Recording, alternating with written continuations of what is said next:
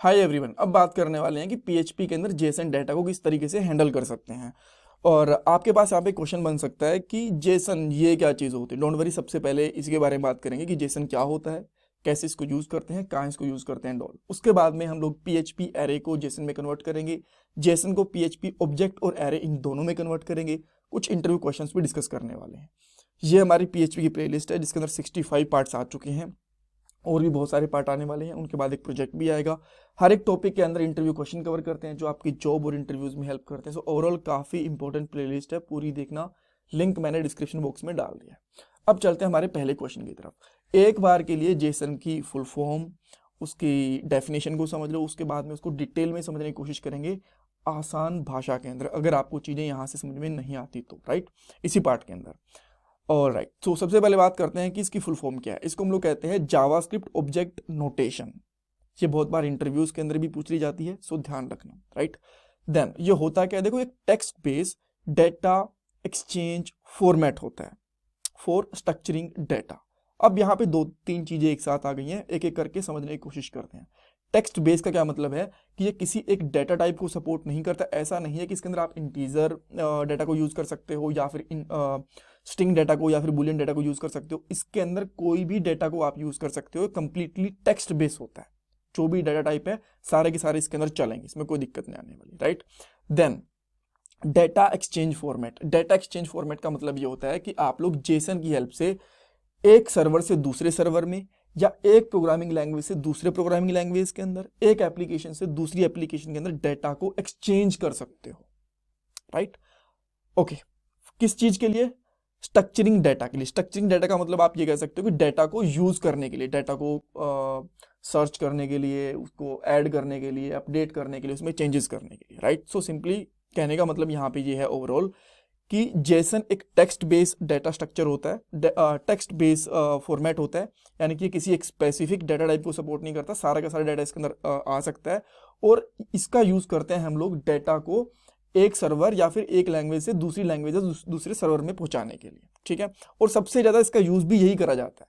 अगर आप ये बोलो कि ठीक है, जेसन को हम लोग ओनली एक ही एप्लीकेशन के अंदर ही यूज़ कर लेंगे। मान लो आप लोग एक ई कॉमर्स की एप्लीकेशन बना रहे हो और उसके अंदर एक छोटा सा आपने एक कोड लिखा है एक फाइल के अंदर, वहाँ पे आपने डाटा को जेसन में कन्वर्ट करा और फिर इसको कहीं और यूज़ कर लिया, नहीं, उस तरीके से यूज़ नहीं करते।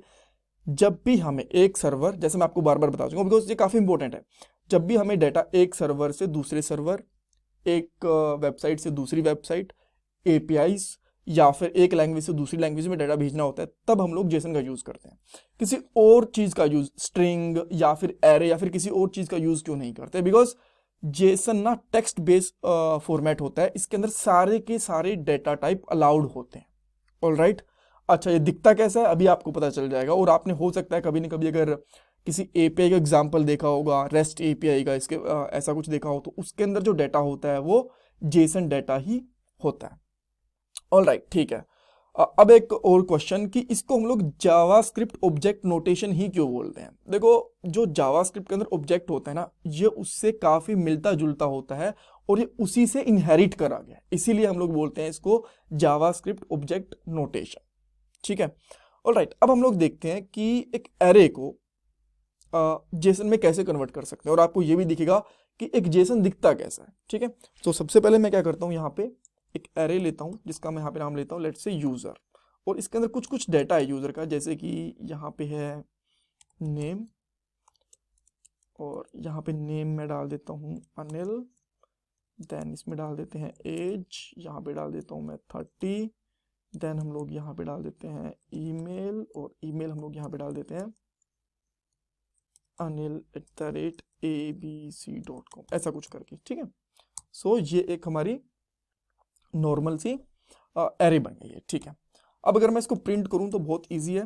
मैं इसको यहाँ पे करता हूँ यूज़र, और ये मुझे एक डेटा प्रिंट होके मिल जाएगा। मैं इसको यहाँ पे देखता हूँ, यहाँ पे आप देख सकते हो कुछ ऐसा आपको एक एरे दिख जाएगा, ठीक है, इसमें कोई दिक्कत नहीं है। देन हम लोग अगर इसको जेसन में कन्वर्ट करें तो आपको क्या करना पड़ेगा, एक दूसरा वेरिएबल ले लो। इसी के अंदर भी स्टोर कर सकते हो यूजर के अंदर, बट मैं एक दूसरा वेरिएबल ले रहा हूँ, इसका मैं यहाँ पे नाम रख रहा हूँ यूजर जेसन, इस तरीके से। और उसमें मैं यहाँ पे क्या करूँगा, जेसन इनकोड, यानी कि एरे से जेसन में कन्वर्ट कर दो, राइट। एंड देन हम लोग यहाँ पे यूज करेंगे डॉलर यूजर। और अब अगर आप यहाँ पे इसको एको करवाने की जरूरत नहीं होती, आई गेस आप इसको डायरेक्टली इसको प्रिंट करवाने की जरूरत नहीं होती, प्रिंटर करवाने की जरूरत नहीं, डायरेक्टली आप इसको एको भी करवा सकते हो। यहाँ पे लिखता हूँ मैं यूजर जेसन। अब हम लोग यहाँ पे आएंगे, इसको चेक करेंगे और देखो कुछ ऐसा दिखेगा आपको, स्टार्टिंग में करली ब्रेसेस, लास्ट में करली ब्रेसेस, और इस तरीके से ये इसकी की होती है और ये इसकी वैल्यू होती है। की मतलब कि क्या प्रॉपर्टी है वो, जैसे कि ये नेम है, ये एज है, ये ईमेल आईडी, तो ये होगी की वैल्यू की नेम में क्या लिखा हुआ है, अनिल लिखा हुआ ये इसकी वैल्यू हो गई, 30 लिखा हुआ ये एज की वैल्यू हो गई, और अनिल@abc ये इसकी ईमेल की वैल्यू हो गई, राइट। सो ये हमारा एक जेसन फॉर्मेट होता है। अगर आप लोगों को जेसन देखना है तो इवन डमी एपीआई करोगे ना गूगल पे आप लोग, राइट, तो आपको बहुत सारे यहाँ पे एग्जांपल मिल जाएंगे जो जेसन फॉर्मेट के अंदर ही होंगे। मैं कोई पहला खोल लेता हूँ, तो यहाँ पे देखो आप,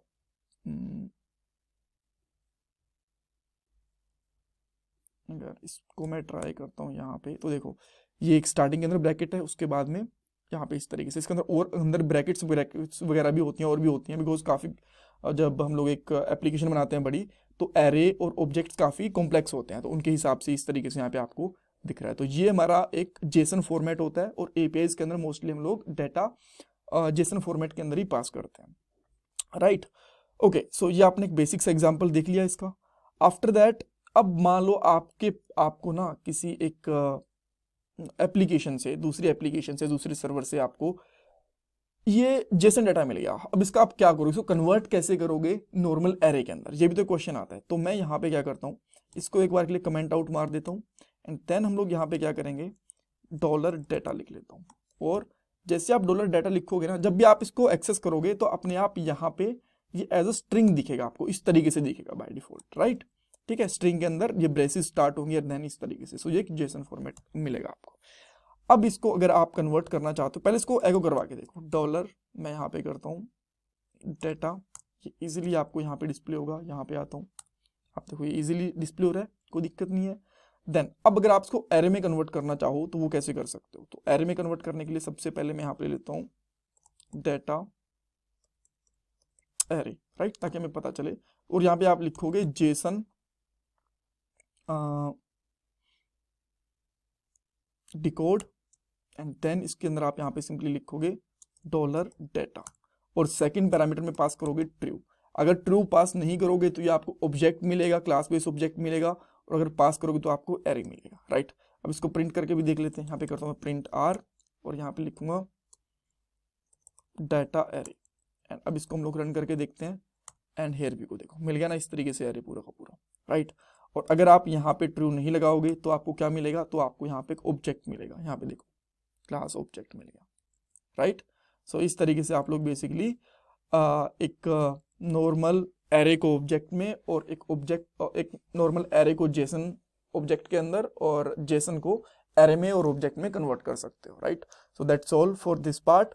और इससे रिलेटेड आगे और भी बहुत सारी वीडियोस आएंगी जब हम लोग प्रोजेक्ट वगैरह बनाएंगे। और अगर आपने कभी लारावेल वगैरह का नाम सुना हो ना, तो उसके अंदर एपीआईज वगैरह बनती हैं, तो डाटा हमें बहुत बार इसी फॉर्मेट में मिलता है।